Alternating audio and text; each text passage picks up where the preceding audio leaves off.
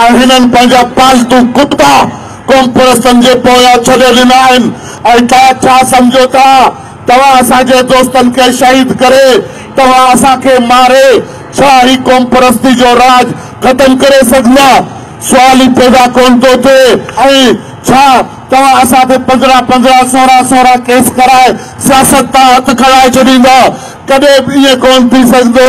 असांजा वर्कर असांजा ॿाहिरि तव्हां भले माराए छॾियो, शहीद कराए छॾियो ऐं तव्हां असांजा लाश भले हिननि थंभनि ते टंगियो, टंडोला सिटी गेट ते, लतीफ़ गेट ते टंगदो, असांखे फ़ख्रु थींदो। असां धरती जे लाइ टंगिया विया आहियूं। असां कॾहिं बि शर्मसारी जे करे असांजो कर कोन झुकंदो, न झुकाए सघंदो। तव्हांजी केॾी बि वॾी ताक़त अचे उहा असांखे झुकाए कोन थी सघे। ही मुंहिंजा जेके दोस्त बीठा आहियो था कॾहिं बि न हारजो।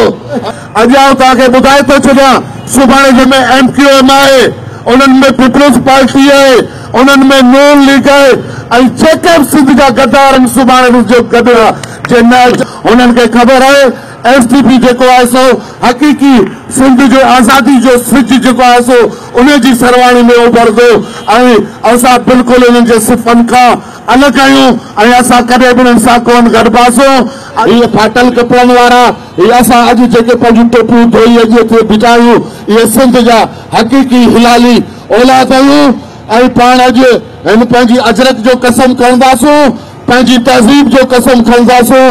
जेको बि सिंध जे गद्दार आहे, जेको बि सिंध जे ख़िलाफ़ आहे, उहो इस्लामी मशीनरी हुजे, उहो पीपलो हुजे, उहो डिपलो हुजे, असां उन्हनि सां जंग कंदासीं, असां उन्हनि सां सियासी सामनो कंदासीं। असां पंहिंजी जदोजहद जे आधार ते इंशाअल्लाह ताला ऐं कॾहिं बि दोस्तो दिलि शिकस्ता न थींदो त असां मिस्कीन आहियूं, ग़रीब आहियूं, पर असांजी गैरत ज़िंदा आहे। असां बेज़मीर कोन आहियूं, असां हक़ीक़ी सिंध जा गैरतमंद हिलाली औलाद आहियूं ऐं कॾहिं बि कंहिंखां कोन डिॼबो। सिंध ज़िंदाबाद, इनकलाब ज़िंदाबाद। डॉक्टर कादिर